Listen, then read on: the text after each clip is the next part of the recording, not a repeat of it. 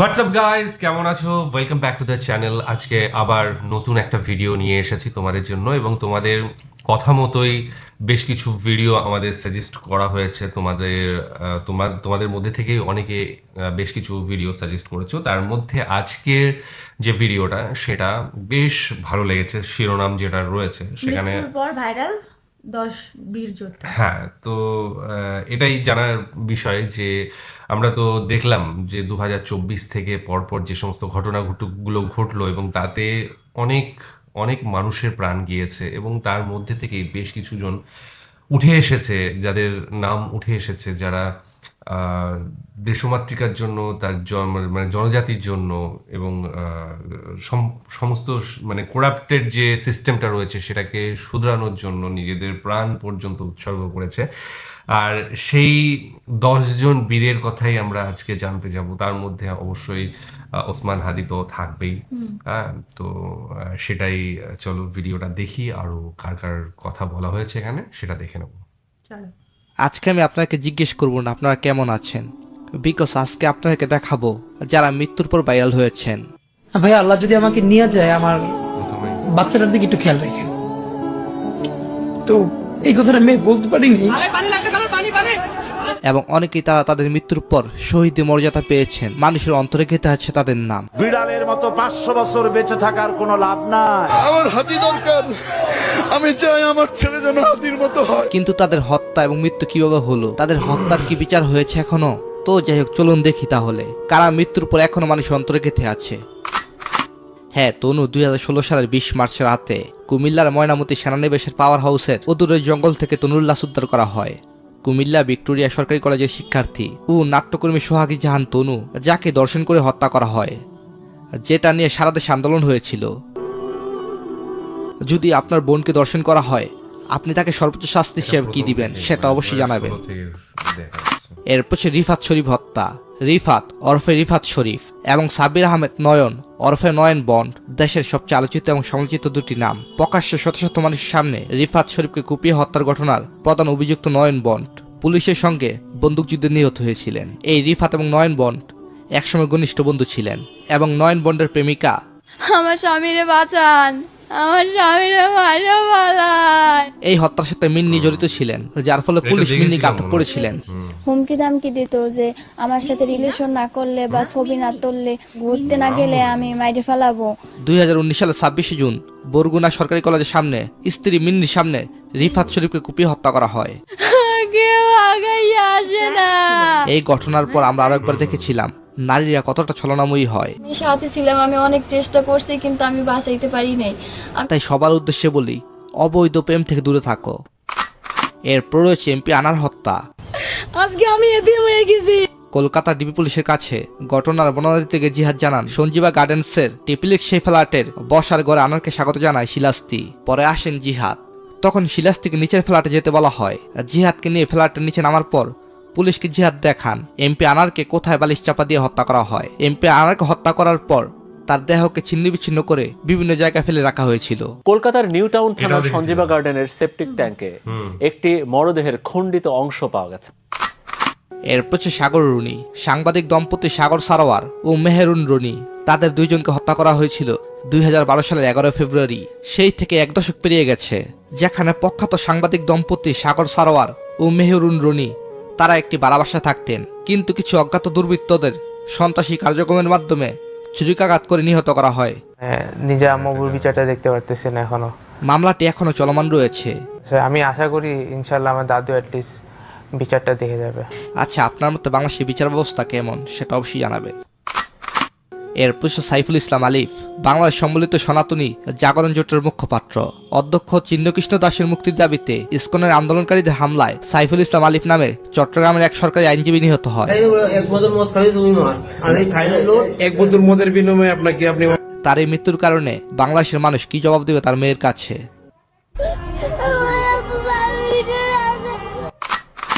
তারপর সে হৃদয় হত্যা। মুরগির খামারে কথা কাটাকাটি জিয়ার দৌড়ে চট্টগ্রামের রাউজানের কলেজ ছাত্র ও মুরগির খামারের তত্ত্বাবধায়ক শিবলি সাদিক হৃদয়কে হত্যা করা হয়। মাটি দিতে হয়, জানাজা পড়তে হয়, এটা তো কিছু পেল না আমার ছেলেটা। তার বন্ধু পাহাড়ি উপজাতিরা জঙ্গলে নিয়ে তাকে নির্মমভাবে হত্যা করা হয়। বলছে এখানে জব করছি, এখানে মাংসগুলো খেয়ে ফেলছে, মাংস খায়। পরবর্তীতে অনেকেই বলেছিলেন হাড্ডি কখনো বন্ধু হয় না। হাড্ডি কখনো গোস্ত হয় না, উপজাতি কখনো দোস্ত হয় না। আচ্ছা, পাহাড়িরা কি সবাই খারাপ নাকি ভালো? কমেন্টে জানাবেন। আমরা আদিবাসীরা কখনো মানুষের মাংস খাইনি এবং খাবো না। এরপর ছাত্র আন্দোলনের অন্যতম দুই মুখ, মুগ্ধ এবং আবু সাইদ। আবু সাইদ মুগ্ধ শেষ হয়নি যুদ্ধ।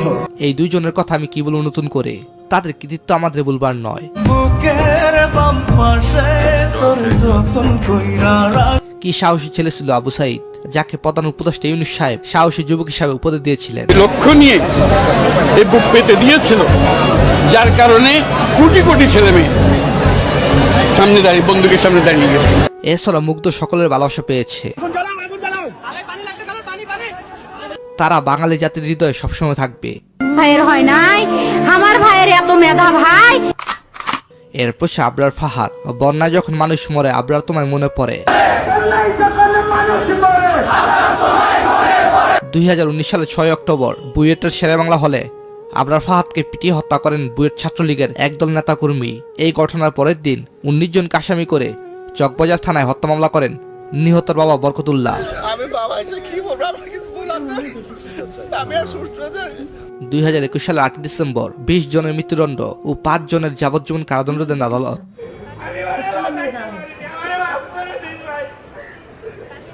সে ভারত বিরোধী কথা বলেছিলেন এবং রাজনৈতিক বেশ কিছু বিষয় নিয়ে ইনডাইরেক্টলি কথা বলায় হত্যার নীল নকশা করে ছাত্রলীগ কর্মীরা। ওরা আমার ছেলেটাকে কত কষ্ট দিয়ে মেরেছে। এরকম ভাবে 2024 সালে এসে মেধাবী ছাত্রদের হাতে মরতে হয় তোফাজ্জলকে। এক প্লেট ভাতের বিনিময়ে যদি জীবন নিতে পারে, তাহলে জীবনের বিনিময়ে আমরা জীবন চাইতে পারি না? এটা মেনে নেওয়া যায় না। কি দোষ ছিল তোফাজ্জলের? আওয়ামী লীগ করা কি তার দোষ ছিল? আমার কষ্ট, হৃদয়ের একটা ব্যথা যে আজকের আওয়ামী লীগ ছাত্রলীগ গভর্নমেন্ট ক্ষমতায় থাকা বড় আমার সে যদি চুরি করতো বা কোনো অন্যায় করতো তাহলে আইনের আওতা আনতেন। আমি পৃথিবীতে আমার সবাই কষ্ট দিয়েছে, আমার কষ্ট ছাড়া আমি কিছু। ছেলেটা দুনিয়াতে কেউ ছিল না।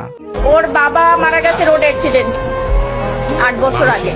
5 বছর আগে ওর মা মারা গেছে লিভার ক্যান্সার। শেষ 3 বছরে তিনি তার বাবা মা সবাইকে হারিয়েছে। ওর ভাই হলো নাজিরপুরের থানার এসআই নাসির হোসেন। পহেলা রোজায় ধরা পড়ছে ক্যান্সার, 15 রোজায় মারা গেছে। তার প্রেমিকা তাকে ধোঁকা দিয়েছে। শেষ পর্যন্ত সে মানসিক ভারসাম্যহীন হয়ে রাস্তা রাস্তা ঘুরে বেড়াতো।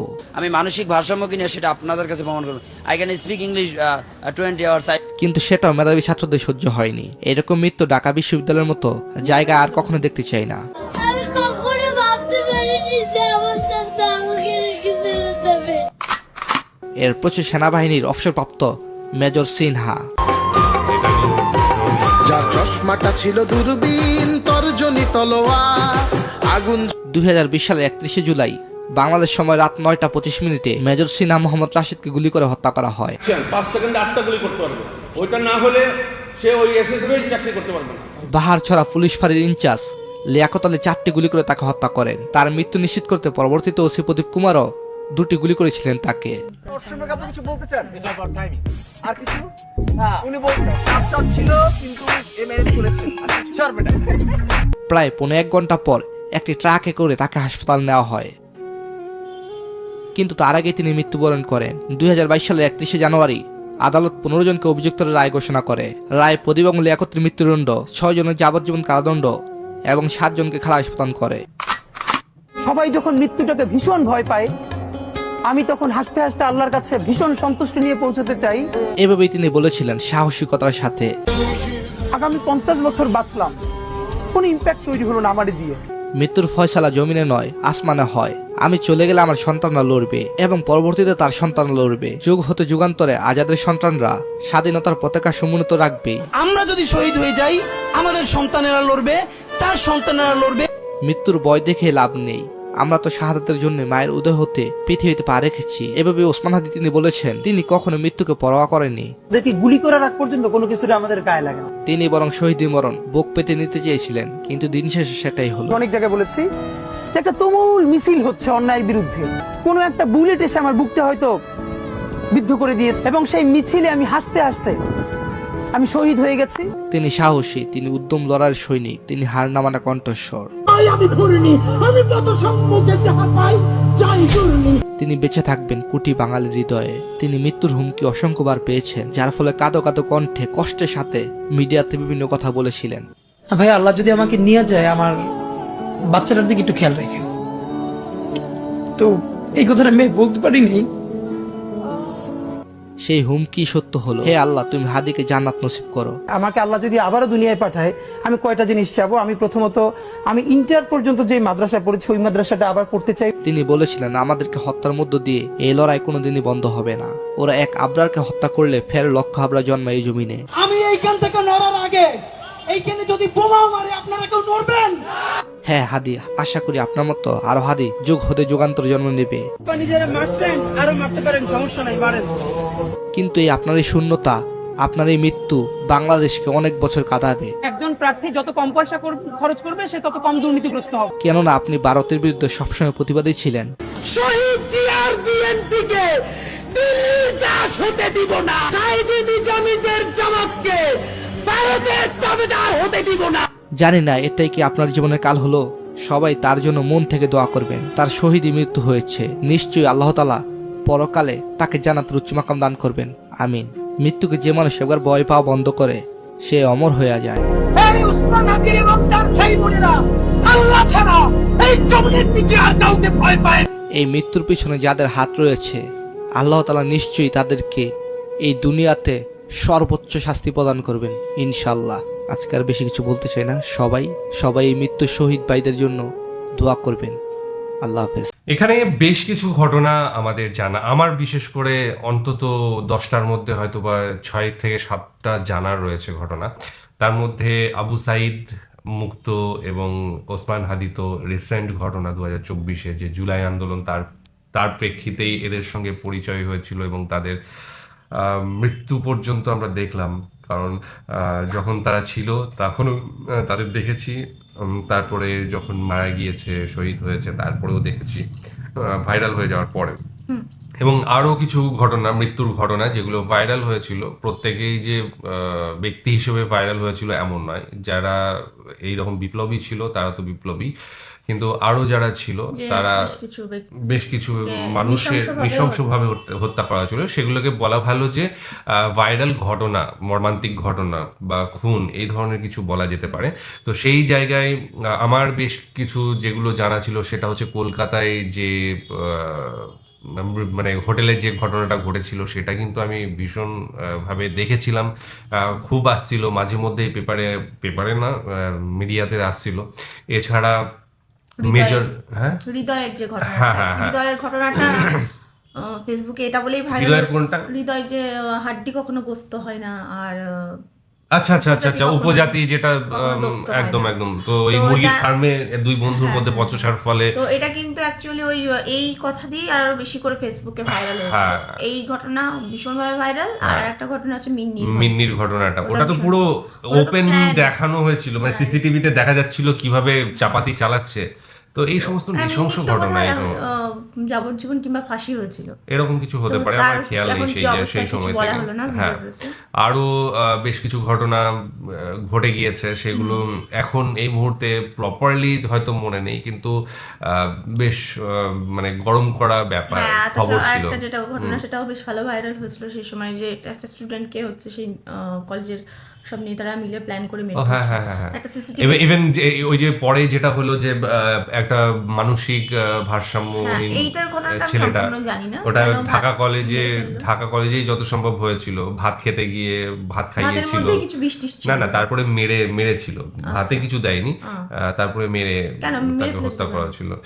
ওই যে বললাম না, অনেকদিন হয়েই গেছে ব্যাপারগুলো, মনে নেই ঘটনাগুলো, কিন্তু বেশ ওগুলো নিয়ে শুনেছিলাম। ইভেন ভিডিও আমাদের মনে হয় রয়েছে এই ঘটনাটাকে নিয়ে, ঠিক আছে। তবে মিন্নির যে ঘটনাটা, এটা এতটাই প্ল্যান্ড, আর এরকম মানে সিনেমার মতো করে চক কষে যে মিন্নি ওর হাজবেন্ডকে মেরে ফেলেছিল, এটা মনে হয় সকলেরই মনে আছে এখনো পর্যন্ত। সত্যি একটা নারী চরিত্র যে এতটা ভয়ঙ্কর, বাবা সত্যি বলা মানে ভাবাই যায়। এটা নিয়ে আমি বলবো না, কারণ এটা নিয়ে কন্ট্রোভার্সি হয়ে যাবে। তাহলে যাই হোক, 2016 থেকে শুরু করেছিল এই ঘটনাগুলো। তারপরে আমরা 2024 পেরিয়ে 25-এ এসেছি। 25-এর শেষ আমরা দেখলাম ওসমান হাদির মৃত্যু।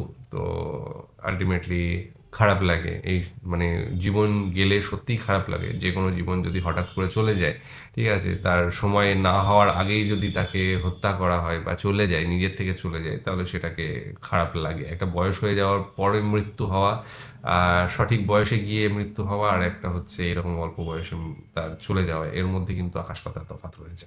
তো যাই হোক, আজকের ভিডিওতে এটুকুই ছিল, এবং আরও রোমন্থন হয়ে গেল যে কি কি ঘটেছিল, কতগুলো এই ধরনের ঘটনা ঘটেছিল। আশা করি তোমাদেরও জানা হয়ে গেল অনেক কিছু, মানে অনেকেই জানতে না হয়তো, এবং যারা জানতে সেগুলো আবার মনে পড়িয়ে দিল, কষ্টেরও ঘটনা। যাই হোক, এবার তোমাদের ইচ্ছা মতো তোমরা আরও লিঙ্ক শেয়ার করতে পারো, তোমাদের এই ধরনের ভিডিও দেখার ইচ্ছা থাকলে অবশ্যই আমরা নিয়ে আসবো। আজকের মতো এখানেই শেষ করছি, আগামী দিন আবার আসছি অন্য কিছু নিয়ে, ততক্ষণের জন্য স্টে টিউনড।